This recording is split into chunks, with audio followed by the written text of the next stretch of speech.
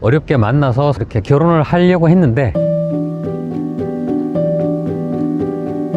자녀들이 반대하는 바람에 혼인신고를 못했어요. 혼인신고하지 않고 살았어요. 이제 남편이 결국 사망하게 된 거죠. 갑자기 이제 이 자녀들이 우리 아버지 집이니까 나가라.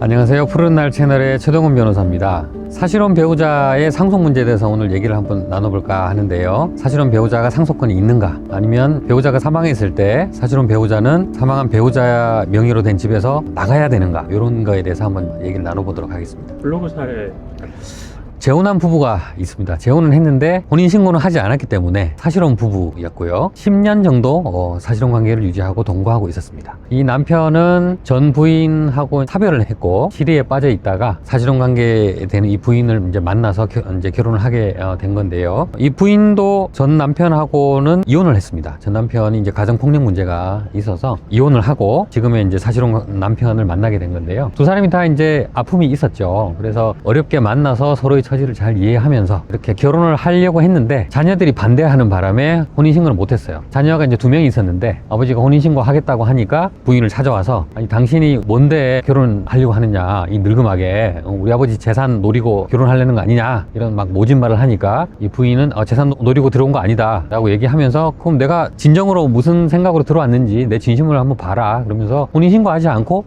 살았어요. 남편이 나이가 많았기 때문에 몸도 좀 편찮은 데가 많았고, 그런데도 이제 부인이 지극정성으로 간호도 하고 보살폈죠. 하는데 이제 남편이 결국 사망하게 된 거죠. 한 10년 정도의 사실혼 생활 끝에 사망을 했는데 갑자기 이제 이 자녀들이 찾아왔어요. 하는 얘기가 우리 아버지 집이니까 나가라 라고 하는 거예요. 전셋집에서 살고 있었는데 전세 계약 명의가 이 사실혼 남편 명의로 되어 있었던 거죠. 부인 입장에서는 남편이 사망하면 자기가 나가야 된다, 이 집에서 쫓겨나야 된다, 이런 거는 꿈에도 생각을 하지 못했어요. 그리고 자녀들이 와서 나한테 나가라고 할 거다 뭐 이런 것도 전혀 생각하지 못했고요. 그런데 갑자기 와서 우리 아버지 집이니까 나가라, 이거 상속재산이니까 우리들이 나눠 가지겠다, 나가라, 이제 이렇게 된 거예요. 그래서 나가야 되느냐, 이렇게 이제 고민을 이제 하신 분인데요. 어떻게 되실까요? 황당하셨겠네요. 네. 원래 사실혼도 법적인 부부와 다를 것 없이 재산 분할도 동일하고 그렇다고 말씀 주셨는데 상속은 그렇지 않은 겁니다. 그렇죠. 이제 이혼할 때는 재산 분할을 받고 사실혼 관계 부부였더라도 그 파탄될 때는 재산 분할을 할 수가 있어요. 그런데 사망하면 상속권은 없어요. 어떤 분들은 아니 이게 맞느냐, 그러면 내가 죽을 때까지, 우리 남편 죽을 때까지 기다리지 말고 그럼 이혼하지 뭐, 그러면 이혼해서 재산 분할 받고 헤어지는 게 낫지, 죽을 것 같은 사람 끝까지 책임졌더니 상속권 아무것도 없이 나가라, 그럼 차라리 이혼했지 내가, 이렇게 생각하는 분들이 많았거든요. 좀 약간 어폐가 있죠. 그래서 현재 법은 그렇게 되어 있습니다. 사례의 주인공도 자녀의 반대로 어떻게 보면 혼인신고를 안 한 건데 원래 네. 혼인하려고까지 마음 먹었는데 네네.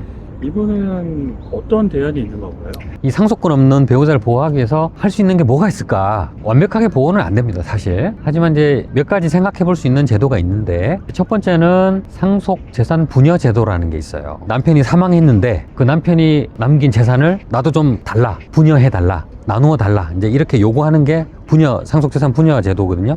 그런데 이거는 안타깝지만 이 사례에서는 적용될 수가 없어요. 왜냐하면 상속인이 아무도 없이 사망한 경우에, 그런 경우에만 같이 생계를 유지하던 사람이라든가 뭐 사실혼 배우자라든가 어떤 연고가 있는 사람한테 분여를 해준다는 그런 제도이기 때문에 상속인이 있는 경우에는 해당이 없어요. 상속인이 없으면은 결국 이 재산이 국가에 귀속되잖아요. 국가 귀속시키기 전에 혹시라도 연고 있는 사람이 있으면 분여 청구하면 주겠다, 이런 제도니까 안타깝게도 이제 상속인이 있는 경우에는 사실혼 배우자는 재산을 받을 수가 없어요. 그래서 그건 안 되고, 두 번째로 할 수 있는 거는 임차권 승계 제도라는 게 있어요. 이거는 이제 주택임대차 보호법에서 인정하는 제도인데요. 상속인 없이 사실혼 배우자가 사망했다면 이 사실혼 아내가 그 임차권을 승계할 수 있다. 그리고 상속인이 있는 경우에는 이 사실혼 배우자와 그 이촌 이내의 친족이 공동으로 임차권 승계해라, 이렇게 해주는 제도가 이제 임차권 승계 제도라고 할 수 있죠. 그러면 이번 사례에서는 그 상속인으로 자녀들이 있었고 이 사실혼 관계였던 이 부인이 남아 있잖아요. 그러면 이 부인은 그 상속인인 자녀들과 함께 이 임차권을 승계하게 되는 거죠. 좀 안타까운 것은 이 부인이 단독으로 이 임차권을 승계했다면 임대차 그 보증금이 있을 거 아니에요. 보증금을 전부 혼자서 반환받을 수 있고 한데, 2촌 이내에 상속인이 있다면 그 친족들하고 같이 공동으로 받을 수밖에 없기 때문에 n분의 1로 받을 수밖에 없겠죠. 그런 좀 한계는 있습니다. 그럼 만약에 이제 전셋집이 아니라 소유였다고 하면 받을 수 있는 게 아무것도 없네요. 그렇죠. 임차권 승계 제도는 주택 임대차에 대해서만 적용되는 것이고, 소유자였다면 재산분여 제도가 인정되지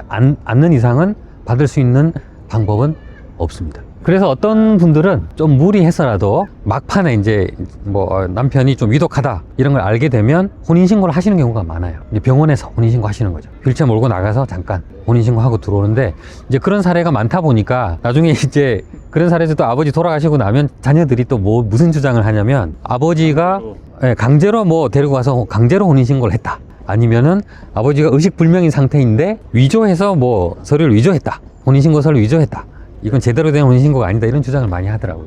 그래서 그런 또 공격을 당하지 않도록 조금 조심하셔야 될 것 같네요. 마지막으로 이런 사실혼 관계였는데 배우자가 갑자기 사망해서 논란 케이스, 그런 분들에게 조언을 좀 부탁드립니다. 오늘 사례를 듣고 이제 안타까운 마음이 드시는 분들이 많이 계실 거예요. 사실은 배우자한테 상속권이 좀 인정되는 쪽으로 가야 되지 않는가라는 이제 생각을 해보는데, 법이 그렇게 개정되지 않는 이상은 상속권은 아니더라도 어느 정도의 뭐 재산을 받아서 노후를 좀 보장을 받는다거나 그동안의 한 기여에 대해서 보상을 좀 받는다는 그런 게 필요하지 않나, 이런 생각이 듭니다. 사실혼관계 배우자한테 상속권이 인정되지 않는다는 거를 염두에 두시고 그냥 넋놓고 계시지 마시고, 배우자가 사망하기 전에 어떤 조치를 할 수 있는가라는 거를 미리 생각해 보시고 변호사 상담도 받으시고 해서 재산을 조금이라도 확보할 수 있도록 이렇게 조치하시는 게 좋을 것 같습니다. 이번 영상은 사실혼 배우자의 상속권에 대해서 한번 얘기를 나눠봤습니다. 비슷한 처지에 계신 분들에게 조금이나마 도움이 되셨으면 좋겠습니다. 감사합니다.